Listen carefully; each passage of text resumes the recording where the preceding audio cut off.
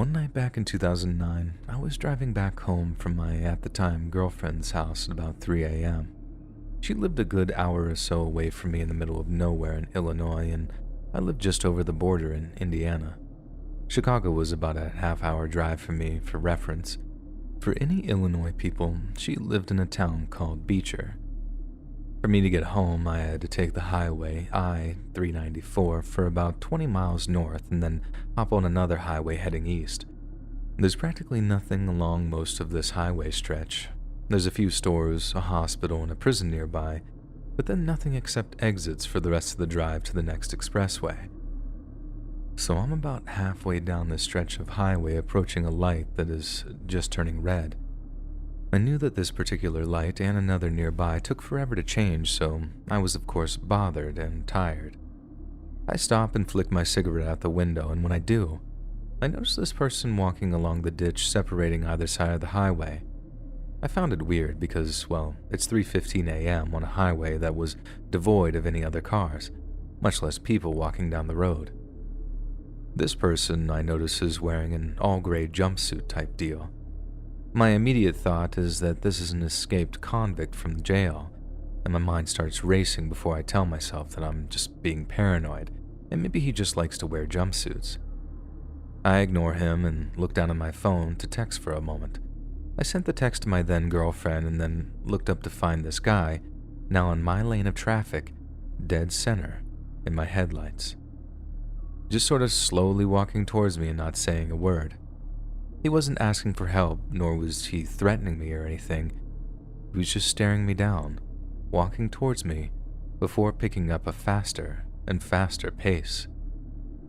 Of course, I'm waiting for the god-awful light to turn green, and I keep thinking to myself, okay, if he gets close to my car, I'm flooring it.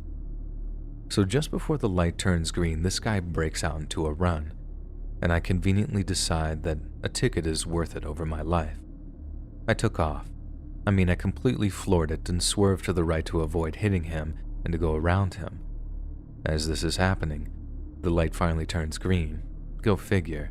And as I swerve to the right of him, he makes this giant gallop towards my car and ends up getting so close that he slams his hand on the rear of my car. I would have hit him and not cared at all if I had no other choice, but I obviously tried not to. I spent the next half a mile staring in my rear view until he's out of sight. After I drove past, he just stopped, standing in the middle of the intersection in the center of one particular streetlight, staring down the road in my direction until I could no longer see him. When I finally got home and calmed down a bit, I went to look at where he had hit my car and found a handprint that I initially thought looked like now dried blood. Never did figure out who he was or what his intentions were, but it scared me enough that I almost always ran through red lights late at night after that.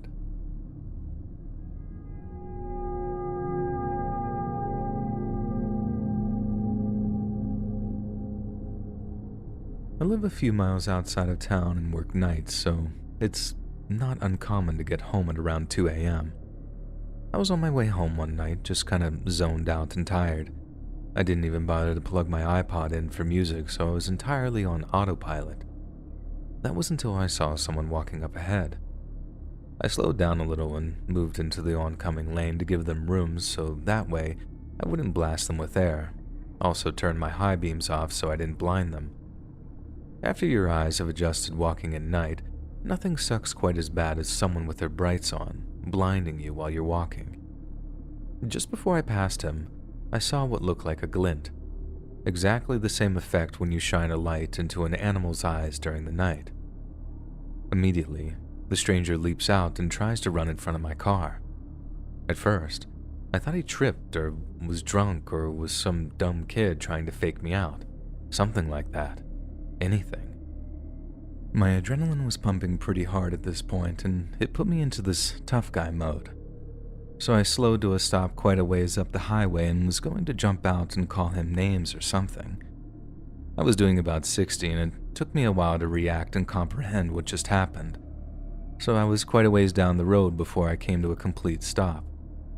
I know it's dumb to get all egotistical, but it just really irritates me when I get jump scared, so I felt that I had to stop and say something.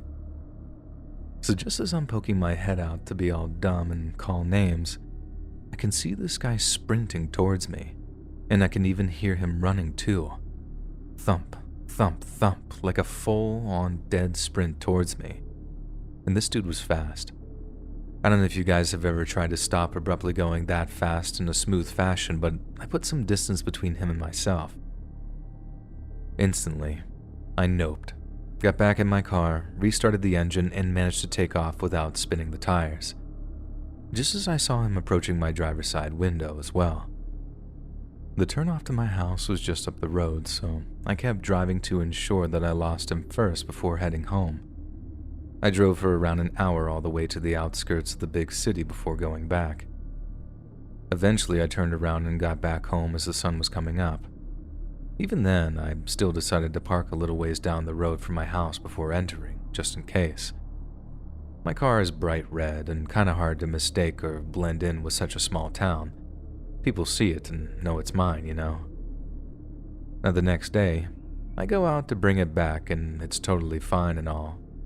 But every single night when I pass that area after work, I'm always kind of hoping that I'll see someone walking on the side of the road so I can try and get a better look or something. I don't even know why, I'm just curious. If I were to guess, it was some type of meth head, and let me tell you, meth is one heck of a drug. In fact, I remember one night me and a friend were just out on a night drive, smoking weed and creeping ourselves out because it was all foggy and dark out. We parked at the top of this hill because the city lights through the fog looked amazing, and I'm a photographer, so I thought that this was a really cool opportunity. So, we're sitting in the car, he's rolling another doob whilst I'm prepping my camera, and suddenly, bang, bang, bang, right in the back window. We both just stared at each other before I, being the idiot I am, decided to go outside and have a look. The moment I stepped out of the car and my eyes adjusted, I kid you not, I saw what looked like a naked man scurrying off into the bushes. Have you ever smelled meth before? I'll tell you, it smells just like cat urine mixed with window cleaner. So whatever this naked guy was up to, I did not want to find out. I never moved so fast in my life, got back in my car and begged my friend to drive elsewhere. The rest of our night was uneventful. However, our high was ruined because we were now paranoid about the naked meth man.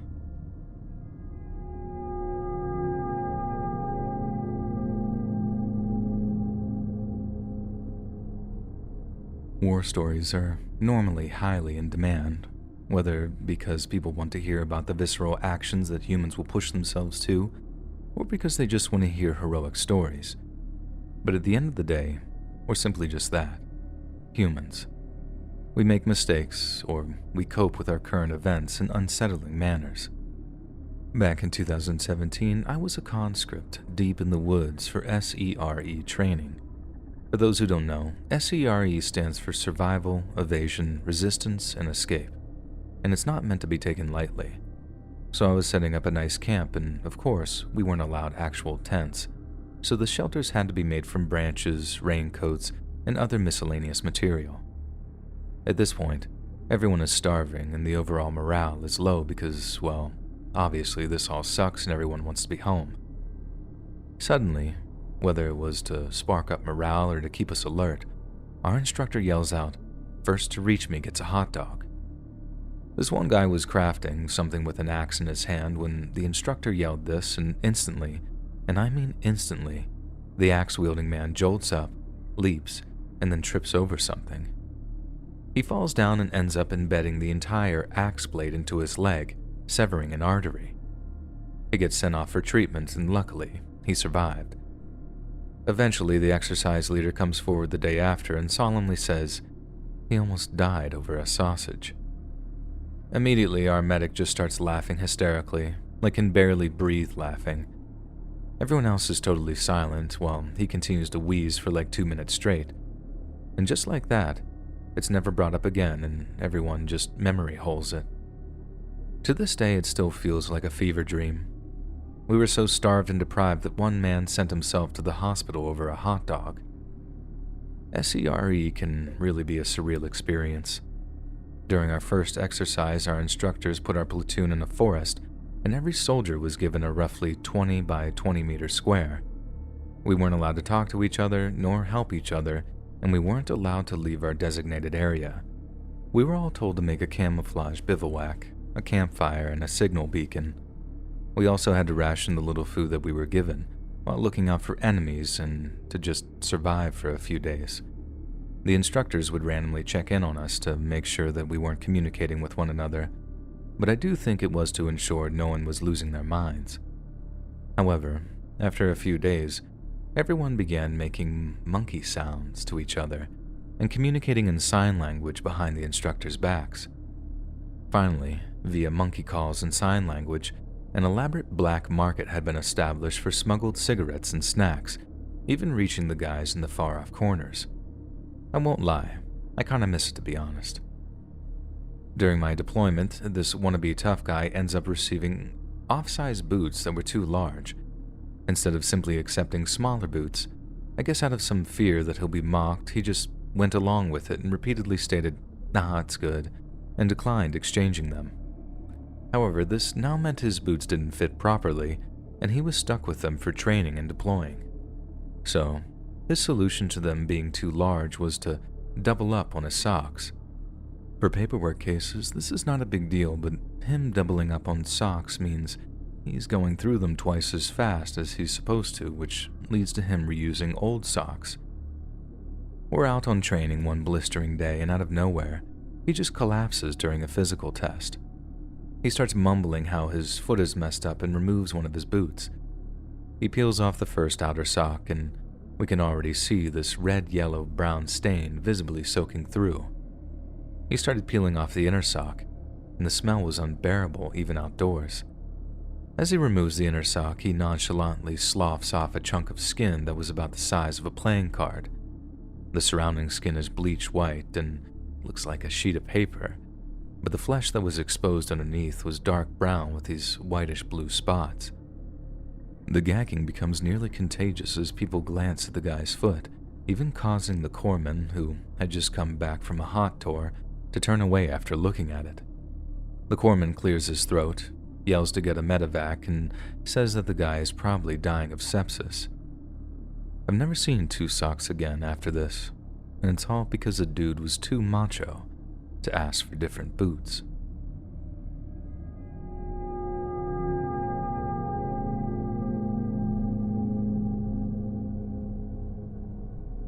Hitchhiking has to be my favorite thing to do. I'm a bit of an absurdist, so I guess this shouldn't come as a surprise when I say that I enjoy hitchhiking. I'd do it all my life if I didn't have friends or family.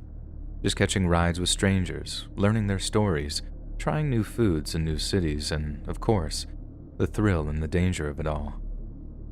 Anything can happen, and that's what I love the most about it. Somehow, every time I talk about this, people think I'm unaware of the circumstances I could face. No, I'm not ignorant to the cliches or stereotypes of hitchhiking.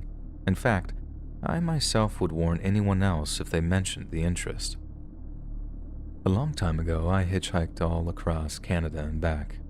On the way back in northern Ontario between Moose Jaw and Wawa, I misjudged the terrain and decided to fall asleep burrito style. In other words, a sleeping bag with a tarp rolled around me. The spot I picked was a slight depression, and that night, I woke up in the midst of a huge thunderstorm, but my burrito was waterproof, so I tell myself to go back to sleep. Later that night, I wake up and find that I'm drenched and cold, and my burrito is now a puddle. I unroll it, get out of the sleeping bag, and find a spot beneath a tree that is semi-dry. I set up a tarp to make shelter, then I change clothes and begin trying to get my sleeping bag to dry. The next morning it was still raining, and I found myself in a very bad spot for hitchhiking. No traffic, no shops or restaurants, and no town to walk to for what I later researched was 100 kilometers. I suck it up and continue to walk anyway just to keep myself warm. This walk/sleep combination goes on for 3 days before I finally get a lift to a gas station. At that point, I was tired, cold, and starving. Feeling fed up, I caught a Grey Goose bus to make the last leg to my hometown and ended up sleeping the whole 12 hours. Once I got home and unraveled the last few days of events, I did some research and later learned that the stretch that I was on had a reputation for being a dead zone for hitchhiking. If you're interested or ever find yourself in a predicament that requires hitchhiking, then here's some pointers from my experience. Always hitchhike along a road where you can be seen from a good distance because this means you have the chance to get out of the way in case they try to hit you. Yes, this is a thing that happens and has happened to me. Wasn't hit, luckily, but the driver absolutely wasn't pulling a prank with how fast he was going. To add more on being visible from a distance, try a place where you can see the road for at least a couple of 100 meters and ideally be in a spot where cars can slow down, like maybe ramps near highways. Also, if you're untrained or don't have weapons on you that you're proficient in using, then never hitchhike after the sun goes down. You can hitchhike as soon as the sun goes up, but you should finish around dusk. To keep it short, the night brings out the weirdos and unstable people. There's more drunk people in cars, more troublesome people, etc. Treat it the same way as to why you might walk down certain streets at daytime. Daytime, you don't give it much thought, but at night, you want to avoid it. It is also very difficult to get picked up as you immediately look 10 times more like an axe murderer just because it's dark. Just don't bother. You're probably also more likely to be hassled by police if you're unfortunate enough. Most people will think you're homeless and will offer you cash. Avoid taking money unless you're absolutely in need of it, but I generally recommend turning it down. People sometimes think that giving you money earns them services. If you feel really uncomfortable with a ride or if it looks sketchy, please just turn it down. There was another time that I was picked up and actually joined another hitchhiker. The guy driving us must have either been extremely bored or just felt super generous. The other hitchhiker that I was sitting next to was this older man, maybe mid-30s with a club foot, and that he was walking down the side of the highway. I shrugged it off, feeling kind of bad that he was walking around knowing that he must have been in pain, until he told us that he worked at a Burger King 20 miles from his mom's home. Apparently she could only drive him to work but never home, so he was forced to walk down the highway every single night that he worked until someone helped him or the cops took him home. This legitimately made me sad, but to him, just another Tuesday night. I know people lie or exaggerate their experiences all the time, especially on the internet, but this man was genuinely in the middle of nowhere, on a highway, and walking with a club foot for 20 miles nearly every night. I rode along as they drove him home and we made sure he got inside. I know living in America sucks for some people, but this felt cripplingly depressing.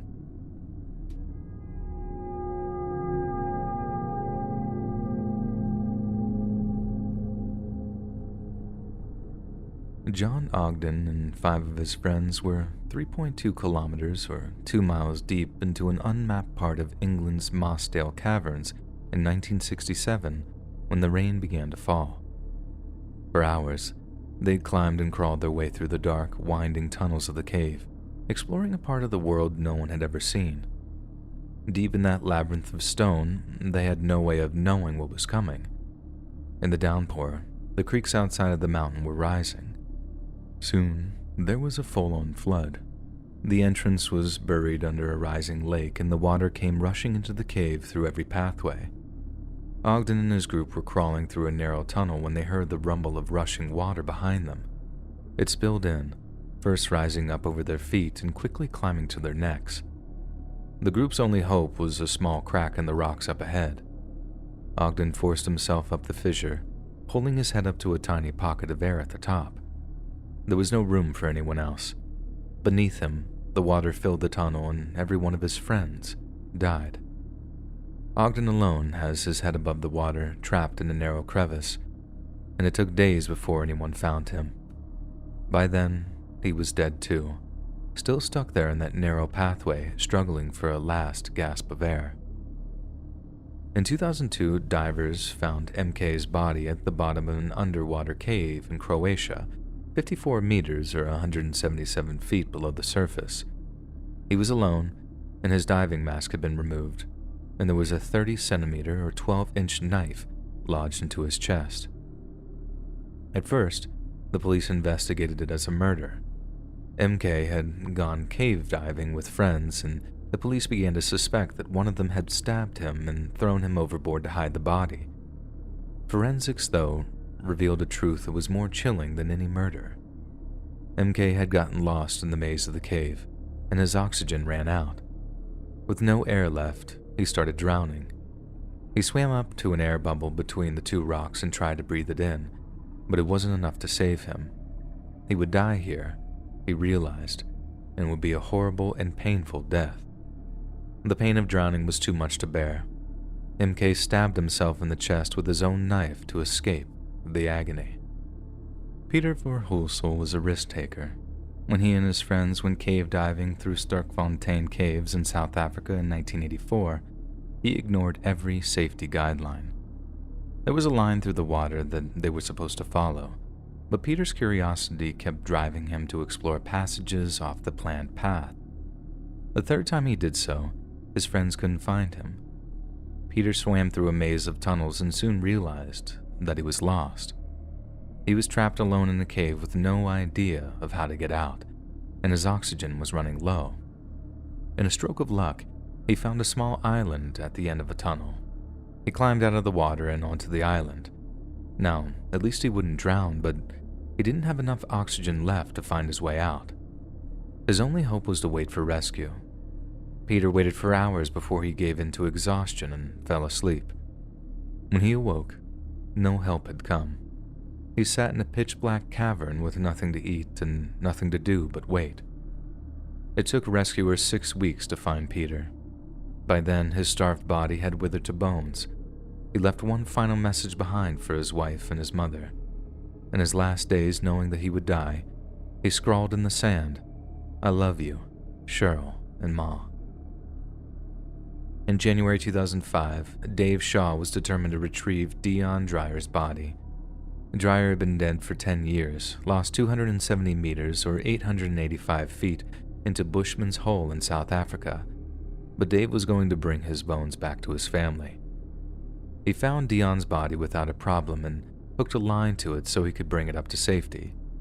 When he tried to cover the body with a body bag, though, the head snapped free. The body started to float away, and catching it turned into a vicious struggle. Dave's breath sped up. Soon he was breathing faster than his rebreather could handle. The carbon dioxide it was supposed to filter out was coming back into his lungs, making him confused. His efforts to get Dion into the bag were getting wild and careless, and he was staying at it for too long. After 5 minutes, Dave gave up and started swimming up, but his light got snagged on the cave line that he'd attached to Dion's body. Dave tried to get free, but Dion's body was dragging him down. He panicked, his breath faster than ever. Dave was choking on his own exhalations, and Dave passed out and died under the water next to the body he tried to save.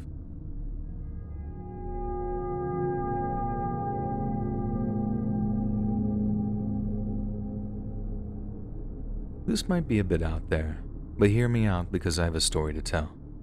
I'm a New England Anon, and grew up in and around small-town New Hampshire and Massachusetts for most of my life. I have a friend who moved out to an even more remote small town up in the sticks of New Hampshire, and I've driven out there to see him. The only good way to get there is to go through the small town of Hillsborough, which requires hopping on the very obscure Route 149 that goes through Ware, New Hampshire, up into and through Hillsborough. For those unfamiliar with the area, all of you, I reckon, this isn't really a highway like an interstate. Honestly, it isn't even much like other routes. That area of southern New Hampshire is surprisingly hilly and unpredictable. The route wraps around sharp inclines and passes by various swamps and dark woods. The woods of New England are usually thick right on the sides of the road, but when driving this route at night, the only times I have, it's obnoxious how dense the woods become. And I even recall an aunt from West Texas who proclaimed, "How do any of you drive anywhere? The wilderness is right next to you." I've only driven the route a handful of times, and always exclusively at night between the hours of 8 p.m. to 4 a.m. The route itself also passes by like 3 graveyards, and the area is usually laden with heavy fog. It's genuinely disturbing if you allow yourself to be sucked into the ambience. I drive a lot for my job, and for some reason, this road has always filled me with dread and anxiety, and that was before anything weird had happened on it. I'll detail my experience, and I haven't encountered anything supremely paranormal, so this sticks out.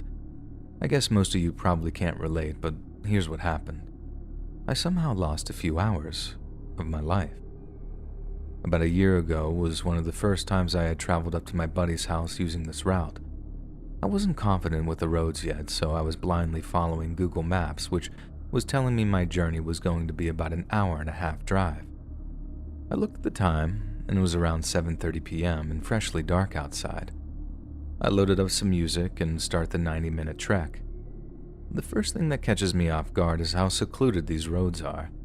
This can't surely be the fastest way to my buddy's house. However, I follow the road the best I can and arrive at his place without any particular incidents. Overall, I ended up having a good time with my friend's family and chatted about the drive up. Everyone nods and agrees that it's definitely a trek, and my friend says, "I blew a tire on the drive once. Was stuck out there for an hour waiting for AAA, right in the middle of the woods next to a swamp. It's pretty creepy, man." I comment that I wasn't looking forward to the drive back, but that I'll manage my way through. Because of how chaotic the drive felt, I didn't drink that night or do any drugs simply due to the unpredictability of the road. We all wind down for the night, and I state that it's about time to leave, about 2 a.m. or so. I say my goodbyes and get maybe too many well wishes, and I decide to lean into my fear. I don't know why. I guess it's the same reason why people go watch horror movies. I knew I was going to get spooked already, so I might as well enhance it. I load up one of those creepy stories YouTube videos that's like 3 hours long, partly because I don't have to pay attention to what video comes on next, but also because it helps me keep track of time. I knew the drive wasn't nearly 3 hours, so the lengthy amount of fear will keep me awake. I stop near an exit, get a coffee, and chug it down at a 24-hour convenience store and start the drive back down. The video works great. Random stories about skinwalkers and ghosts and spooky stuff like that. I'm pretty tired too, so my brain keeps telling itself that I'm seeing stuff in the corner of my headlights. All part of the ambiance, I guess. I was honestly enjoying myself despite being creeped out. I get pretty invested in some stories, and while other ones I tune out and think about life. Eventually, chugging the coffee made its way through my system, so I pulled over to take a leak in the woods. I finish up, get back in the car, and start driving. I hit play on the video, but not even like 15 minutes later, the video cuts out. Thinking it's just poor reception, I check my phone to see if I lost internet connection. Instead, the video was over. It was at least 3 hours long, like 3 hours and 19 minutes or something. Startled and confused, my brain begins saying that I might have accidentally skipped later into the video or something. I looked at the time on my stereo, and it's after 5 in the morning. I had somehow been driving for the entire duration of the video. I checked the Google Maps to see if it took me somewhere else, but on the maps there literally was no other roads to take. No roads branched off or entered the route. It was just this one long snake-like road for at least an hour, and now Google Maps was saying that I'm still a half hour out from my home. I don't know what happened. I lost like 2 hours of time that night, with no explanation why. Route 149 has some serious bad vibes to it too. I'll also point out the town of Hillsborough is also generally a little off. It's not too distinct when you're there, but it seems to have a seedier underbelly. It doesn't seem to be any different from any other small New England town, but it actually is far more sinister. It has one of the highest crime rates per capita of any New Hampshire community. This includes the generally secluded and impoverished northern part of the state. For some reason, Hillsborough brings out the worst in its community. Click the join button to become a member today for exclusive content. Over the past few months, I have had a lot of time to sit and think about fishing, and I've talked to a lot of people about fishing. One thing that has come up from time to time from people all over the coast that I talk to is some of the weirder sides of things that people have seen while out in the waters. From Maine to Jersey, there are spots that people fish that have reputations of being haunted. Well, I have one such story. First off, many years ago, my dad and I were fishing in an area of Rhode Island and we experienced, well, something. We were driving down this old dirt access road that led through a thick cedar swamp area and down to a seldom used campsite from which we were going to hike to our pool. As we were putting our waders on and gearing up, we both got this spooky feeling. It was hard to describe.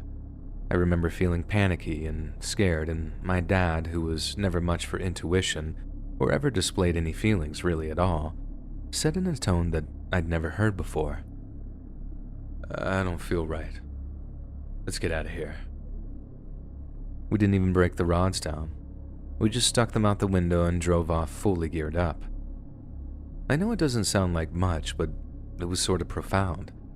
My dad brought it up a few times over the years, but to this day I've never experienced anything like it. It wasn't okay. Now before I begin this story, here's a quick history fact. Back in the colonial days, there were people called wreckers.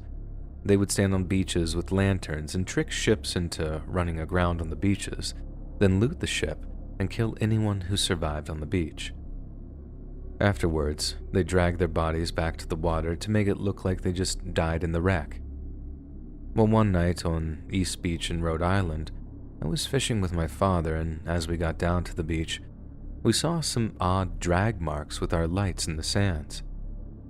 Knowing about the legend, we gave them a double look and then looked at each other and instantly knew what each other was thinking.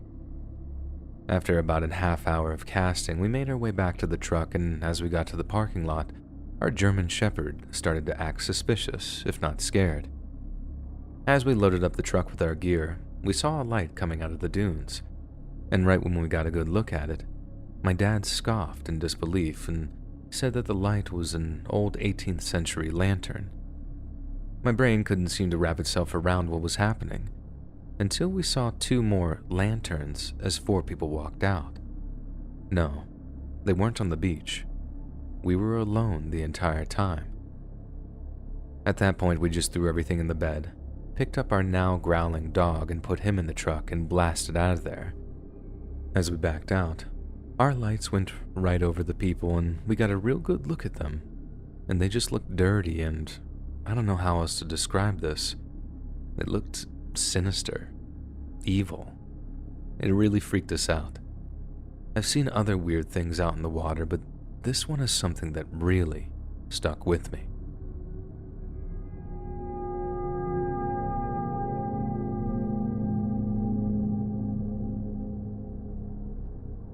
Hello, X. Once upon a time, my mother and I went to an antique mall in Georgia, and I found myself immediately drawn to 2 paintings. The paintings were illustrations of what appeared to be 2 children, 1 boy and 1 girl. Their eyes were bulbous, but there didn't seem to be anything malevolent about them. If anything, I thought their slight cartooniness was unique. According to the dealer, they were painted in the 1950s, but other than that, not much is known about them. I had just graduated high school, so my mom bought them for me as a gift since I liked them so much.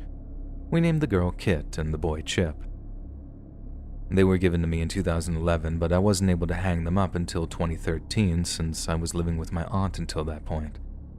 As soon as I hung them up in the new apartment, my roommate and some of my friends would comment on how creepy they seemed, the boy in particular. Our first night in the apartment, my roommate and I heard a crash coming from the living room. She inspected the area, but she didn't see anything knocked over. She slept in my room that night, and after that, I left the light above the paintings on because for some strange reason, something in my brain kept telling me that they are only kids and they might be afraid of the dark. I know it sounds completely insane, but it just felt right to do so. I turned it on facetiously, yet, like I said, it was also partially an instinct. Spookily enough, it seemed to work. No more loud crashes. There were maybe 1 or 2 incidents after that in the next year we lived there. My roommate and I moved into a new place with my boyfriend and a couple of other roommates a little over a year ago. Since we moved in, Kit and Chip have been left in the hallway, the back of their portraits turned to everyone else. I've been trying to get someone to help me hang them up since I don't have the tools myself, but the roommates have always been reluctant to help. I suppose I could have hung them up myself, but I guess I didn't want to hang them up and have to deal with everyone telling me how creepy they look. I took it a little personally since they were paintings I picked out, and frankly, I still find them to be kind of cool. Anyway, despite these being somewhat new apartment buildings, there have been some unexplainable occurrences. There was one night my boyfriend and I were staying up, just chatting in the dark. In the middle of our pillow talk, we hear what sounds like someone hitting their foot against his acoustic guitar. He leaves his guitars everywhere on the floor, so it's hard to avoid tripping over them sometimes. I turn on my lamp to check around the guitar to see if maybe something fell off my bed on top of it, but I didn't see anything near it. On top of that case and a few other things, my roommates seem to have had a few experiences of their own in the house. One of them has a cat, and she and the other friend that share a room frequently notice the cat's attention to a particular corner of the room, no matter how many times they snap their fingers or try to get its attention. Also, about 2 weekends ago, my boyfriend and I went to a convention out of town, and according to my roommates, apparently one of the nights that they were gone, one of them thought that they heard something fall over in our room. Of course, the cat was suspected, but I know that it's just because they turned off all the lights. Other than the paranormal experiences, it seemed that all of us here deal with a somewhat constant stream of bad luck since moving into this apartment. There isn't really a lot of concrete evidence, but that isn't why I'm posting today. I was actually wondering what your feelings are when you look into the paintings. Do you feel creeped out like my friends? Or do you feel like you need to protect them like me? Either way, we have decided for tonight to at least let them show face up in the kitchen. We will hang them up tomorrow when we don't have to worry about waking the neighbors with the hammering. Maybe the little bit of attention will appease them.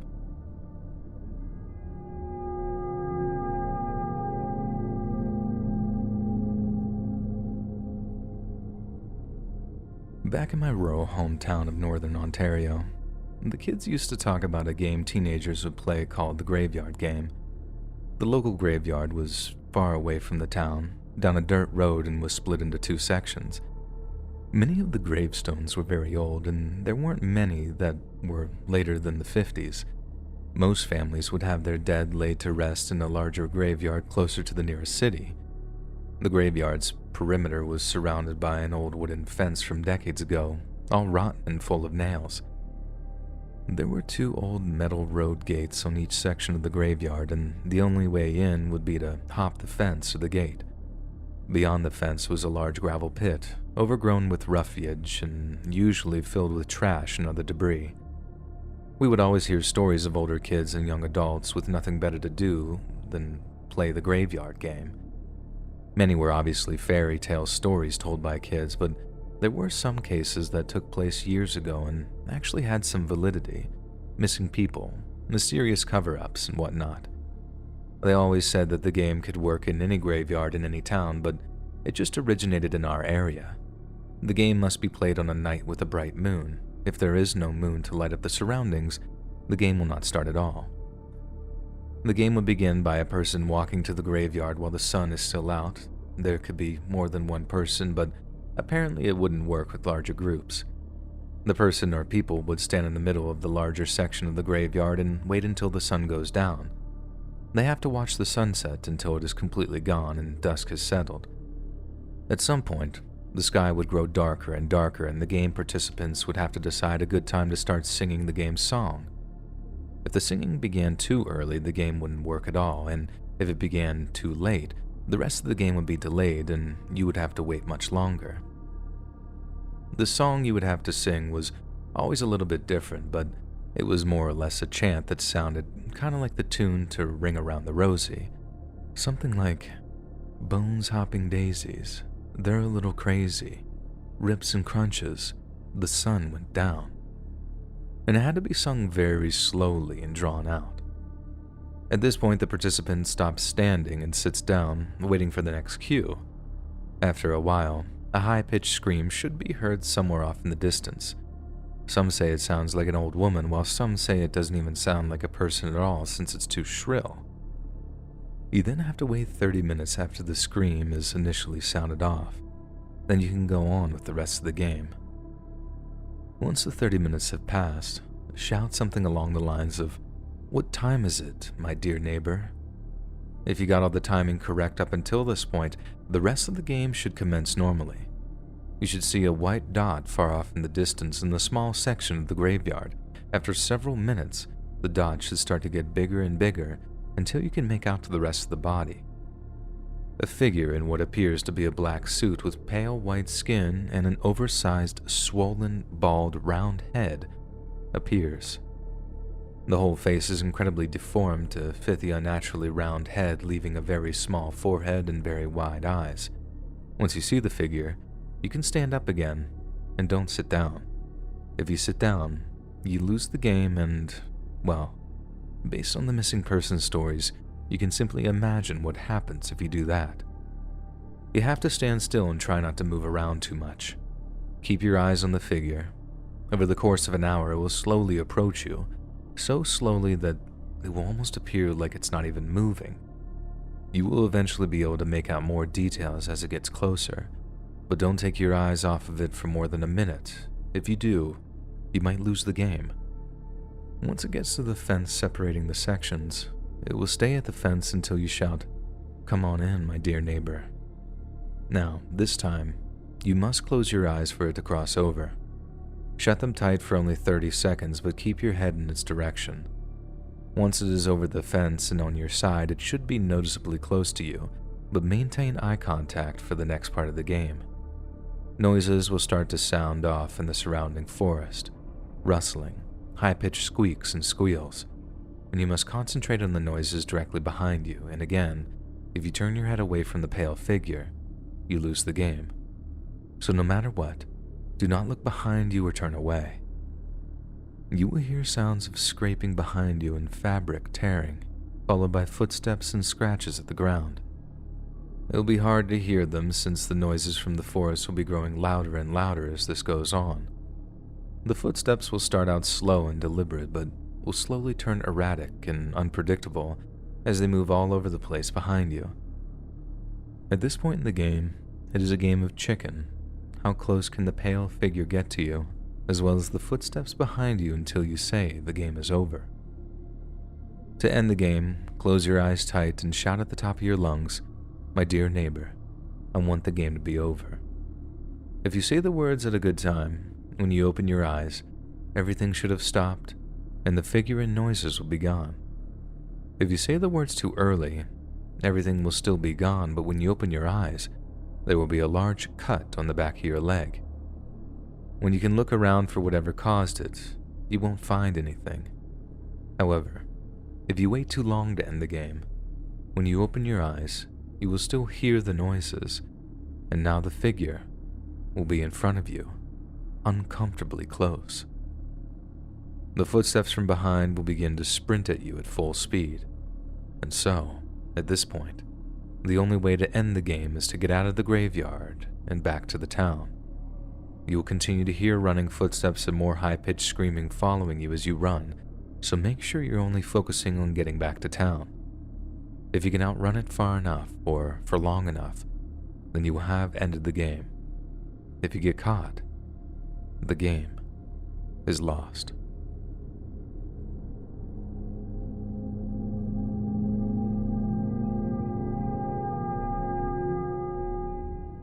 This isn't the scariest story, but I promise you it's 100% true, and it's the most paranormal thing that I have ever personally experienced. Back in the late 90s, my dad moved into a second-floor apartment off of a very busy Chicago street. Western Ave, just off 90 for any Chicago bros. And just to give you some reference to my state of mind, I was probably about 11 years old at this time.